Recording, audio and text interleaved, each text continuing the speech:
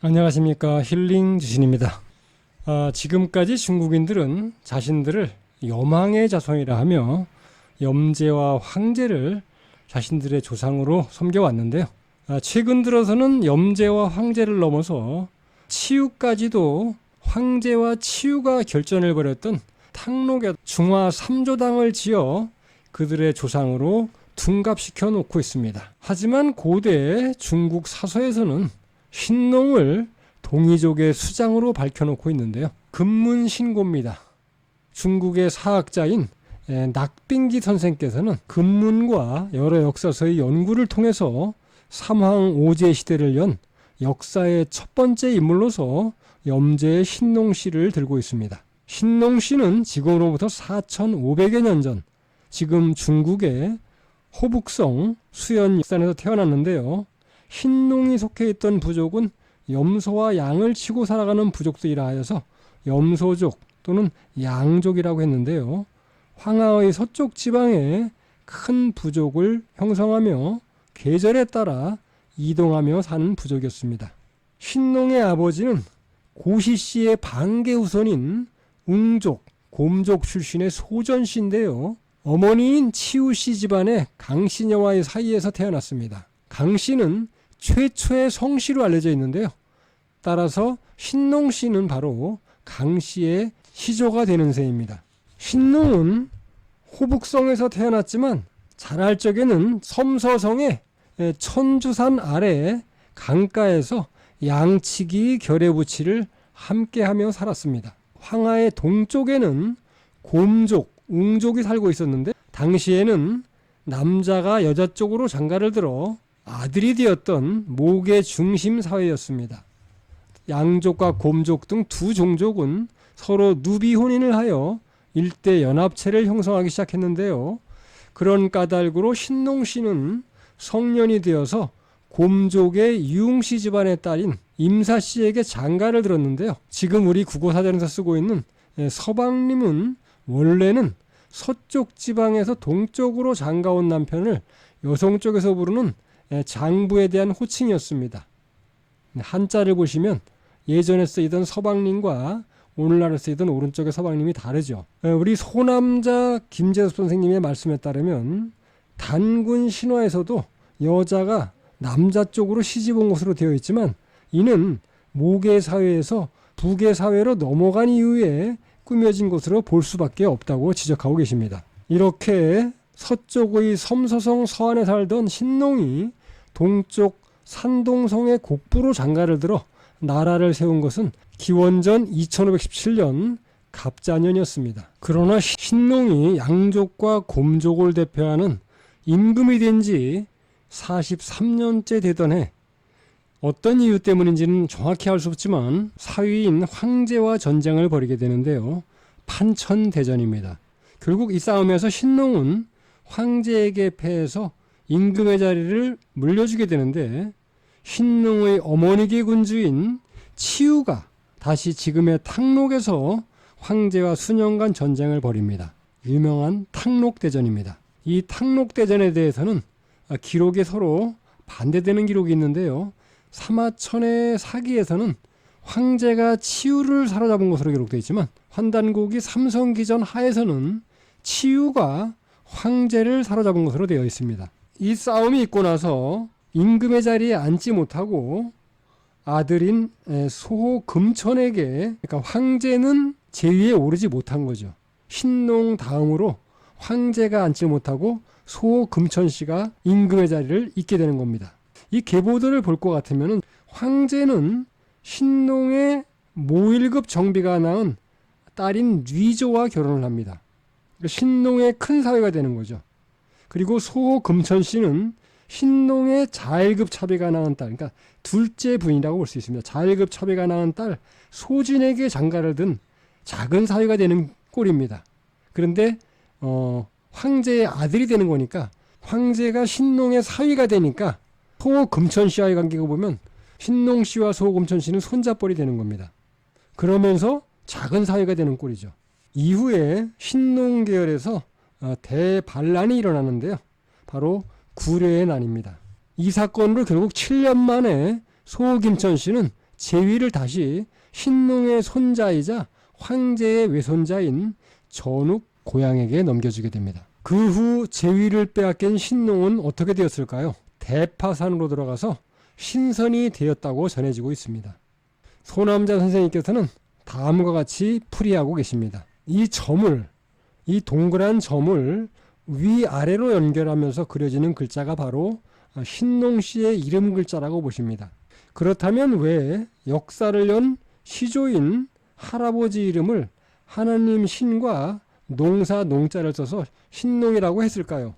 당시에는 한 곳에 정착해서 농사를 짓는 것은 엄청나게 큰 역사적 사건이었던 것입니다.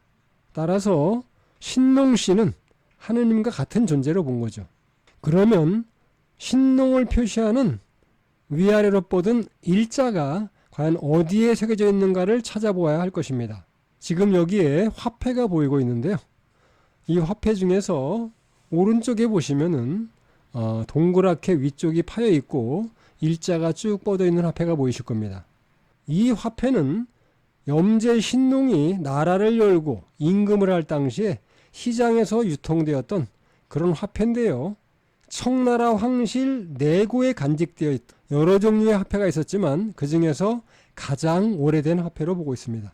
이 중국의 낙빙기 선생께서는 호미 모양의 돈이라고 해서 이 돈을 조폐 또는 주폐라고 하셨지만 우리나라의 소남자 선생께서는 하나님 신자로 풀이해 신패라고 하고 계십니다. 일부 학자들은 신농이 임금을 하던 4500년 전이라면 고작 해봐야 나뭇잎이나 짐승 가죽으로 몸을 가리고 돌도끼나 돌칼을 가지고 사냥을 하던 때인데 무슨 돈이 있었겠느냐라고 의문을 표시하기도 하지만 당시에는 벌써 지배층에서는 비단옷을 입기 시작했고 갖가지 신무기와 농기구 등 많은 노예를 거느린 군주시대를 열고 있었다고 합니다. 이것은 발굴되는 청동 유물과 거기에 새겨진 문자로서 증명하고 있는 것입니다. 이 염제 신농 당시에 사용되었던 조폐, 신패에 새겨진 일자를 무엇으로 해석할 것이냐에 여러 가지 견해가 있는데요.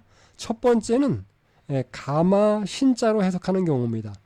가마는 숨을 불어넣는 하늘의 숨구멍이며 하느님이 내려오는 자리라고 보고 있고요. 바로 사람의 정수리를 가리키는 말입니다. 이 가마는 일본말에서는 가미로 사용되어 있고요. 오감이라는 말이 남아있죠. 거기서는 신의 뜻이 되고 있습니다. 두 번째 견해는 물러갈 퇴자로 보고 있는데요. 일자선을 위에서부터 시작해서 아래쪽으로 내려가는 경우 물러날 퇴로 보는 거죠. 신농이 왕 중의 왕으로 있다가 사위인 황제에게 임금의 자리를 물려주고 떠났다라는 뜻으로 해석한 겁니다. 세 번째 견해는 꽂는다는 의미의 곤자, 약물, 남성의 약물이 꽂혀야 생명이 탄생된다는 의미의 그런 뜻입니다. 네 번째 견해는 낙빙기 선생께서는 기둥 주자로 보았는데요. 수렵 생활에서 바로 농경 생활로 전환하는 단계다라고 해서 집을 짓고 이동 생활에서 농경 생활로 정착하는 단계에 들었기 때문에 기둥 주자로 보는 겁니다. 그 다음 다섯 번째 견해는 근문에서 열십은 본래부터 창조의 뜻을 가지고 있으니까 숫자의 10이 아니라 열린다는 열자다라고 보는 겁니다. 씨의 잎이 열려 삼남한상이 태어난다는 의미이고요. 특히 아버지의 씨가 어머니의 자궁에서 10달 만에 열리면서 생명이 태어난다는 그런 의미입니다. 우리가 하늘의 중앙에 자리하는 것을 자미원이라고 하는데요. 풍수지리에서의 명당이 바로 자미국이라고 합니다. 이 오묘한 것은 여자에게는 10개의 구멍이 있다는 것인데요. 열십자는 배가 불룩하게 생겨 있으면서 10 또는 10, 씨의 잎이며 바로 생명을 창조하는 수를 열로 본 겁니다. 열린다는 의미의 열로 보고 있습니다. 여섯 번째 견해는 셈대를 세우는 모양, 숫자 1, 하나로 보는 견해입니다. 일곱 번째 견해는 밝음, 해, 하늘, 임금, 아버지, 수컷으로 보는 견해입니다. 그리고 여덟 번째 견해는 사람인, 하나님 신의 의미며 낙빙기 선생께서는 사람인을 옛날에는 임으로 읽었으며 변음은 이로서 우임금의 시성이고요. 우임금이 임금의 자리에 오르고 이는 주라고 해석을 했는데 이런 풀이를 중국인들은 이해를 못합니다. 하지만 한국인들은 이 말을 쉽게 이해할 수 있는 거죠. 하늘과 땅을 이어주는 천문과 지리에 능통한 사람은 신농밖에 없었기 때문에 하나님 신이라고 붙였던 것입니다. 하나님 신의 최초의 글자는 그리고 바로 위아래로 뻗은 일자인 것이죠. 그리고 마지막 9번째 견해는 남자의 약물을 뜻하는 위아래로 뻗은 일자는 바로 자지이며 남자의 조시며 조상조의 어원이며 우리나라 조선의 조자도 여기에서 비롯됐다고 보고 있습니다. 위아래로 뻗은 일자는 납신자에서 귀신 신자로 변해가는데요. 설문해자에서 납신을 신은 신야라고 표현했습니다. 종구 자지야라고 하여서 여성을 상징하는 절구가 남자를 상징하는 절구공이를 둘러싸면서 신자로 변한 것이다라고 하고 있습니다.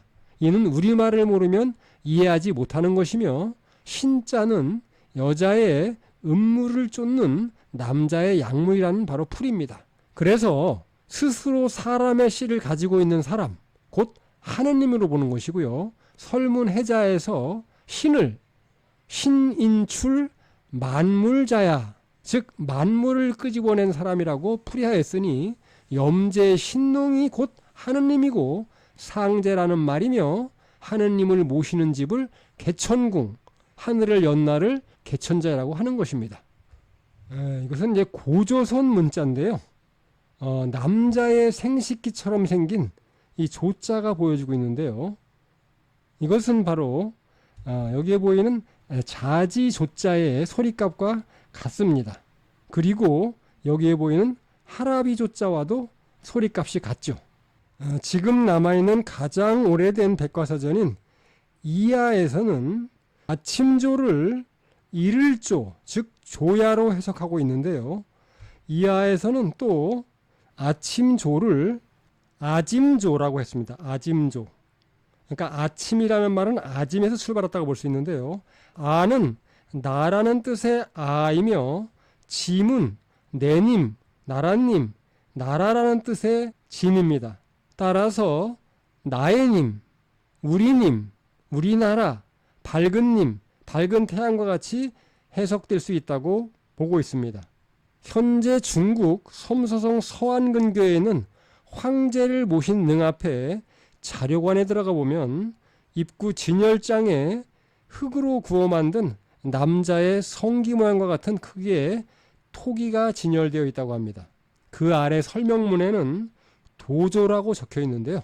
중국인이면 누구나 참배하는 곳으로 중국을 찾는 외국인도 한 번씩 찾는 유명한 유적지라고 합니다. 하지만 이 진열장에 오는 모든 사람들은 이것이 왜 여기에 있는지 고개를 갸웃거리는데요. 아래에 있는 고조선 문자와 조자에 대한 한자의 발전을 보시면 바로 이해하실 수 있을 겁니다. 위에 있는 도조의 모습과 밑에 있는 한자의 모습을 보시면 바로 아마 우리 한국 사람들은 이해할 수 있을 겁니다. 조상이라는 조자의 처음 글자인 자지조, 자지조의 상형체인 이 글자가 그리고 이 글자보다 먼저인 바로 이 신농의 신자입니다. 모두가 신농을 뜻하는 말이고 그것이 바로 곧 하나님을 뜻하는 말입니다. 신농이라는 신자는 호미 모양의 조패에서만이 유일하게 볼 수 있는데요. 청동으로 만든 이 도는 끈으로 꿰일 수 있게 윗부분에 이렇게 동그라미 모양의 구멍을 파놓았습니다. 그리고 그 구멍이 뚫린 동그라미와 연결해서 그 아래로 이렇게 일자가 새겨져 있죠. 이 동그라미 구멍의 문자의 시작인 점을 도형화시킨 동그라미입니다. 불꽃주, 불씨주, 불핵주, 불의 알이라고 읽는 글자입니다. 신농의 다른 이름이 불이라는 뜻의 염이죠. 그래서 신농을 불의 임금, 해의 임금, 밝은 임금, 염제라고 합니다. 불은 붉다, 밝다는 뜻을 가지고 있으며 태양을 의미하기 때문입니다. 우리 민족이 바로 태양족이며 불의 시이며 불의 알인 것입니다. 염제 신농의 시의 알, 신농의 후손으로 해석할 수 있는 글자입니다. 불은 오행에서는 남쪽을 뜻하는데요. 붉은 색깔로 표현을 합니다. 그래서 남쪽의 대표적인 동물을 봉황을 닮은 주작으로 우리는 보고 있는데요. 남쪽에 있는 주작이라서 남주작이라고 합니다. 바로 주작은 붉은 새를 뜻합니다. 그런데 이 새는 또 해로 소리 납니다. 그래서 붉은 새는 붉은 해와 같은 의미고요. 그래서 고려 때 지은 청산별곡을 보면 가는 새 본다, 가는 새 본다, 물 아래 가는 새 본다라는 말이 있는데 여기서 새는 바로 해입니다. 그래서 지는 해 본다, 지는 해 본다, 물 아래 지는 해 본다와 같은 의미인 것입니다. 고구려 백제, 신라, 가라 등 2000년 전의 시조들이 모두 새의 알에서 태어난 것도 이런 이유에서일 겁니다. 바로 염제 신농의 씨알들, 즉 염제의 자손이라는 뜻이 숨어 있다고 봅니다. 우리는 동이족이라 하고 동이족 중에서도 세족이라는 이유가 여기에 있습니다. 동짓날 쑤어먹는 팥죽에 동그란 새알, 그리고 설날 떡국에 들어가는 가래떡을 동그랗게 썰어 놓는 것도 같은 맥락으로 보고 있습니다. 가운데 작은 점이 커져서 큰 알, 즉 동그란 태양과 같이 되면은 우리 민족의 주성이라고 일컬어지는 북두칠성은 물론이고 풀이에 따라서는 하늘과 우주를 뜻하는 글자가 되기도 하는데요. 삼신을 하늘, 땅, 사람이라고도 하고 해와 달과 북두칠성이라고도 했습니다. 일자가 새겨진 돈의 모양을 유심히 보면 전체의 모양이 가래나 호미의 모양 같기도 하지만 큰 대자의 모양을 하고 있습니다. 대자와 사람 인자는 하늘천으로도 있는데요. 큰 대자와 사람 인자와 하늘천자를 같이 보기도 하는데요. 인내천이라는 말에 의아할 수도 있겠지만 근문에서는 큰 비중을 차지하는 하늘천은 큰 대, 사람인과 같은 뜻을 가지고 있다는 것에 주목하고 있습니다. 그리고 하늘 천자 아래 땅을 의미하는 일자가 더해지면서 땅의 임금인 왕자가 되는 것입니다. 사람이 곧 하늘, 사람이 곧 하나님이라는 우리 민족 사상의 뿌리를 형성하고 있는 인내천 사상이 4500여 년 전 신농의 화폐에서 그때부터 이미 우리의 민족의 기층 사상이 형성되었다고 볼 수 있겠습니다. 지금까지 힐링 주신이었습니다. 감사합니다.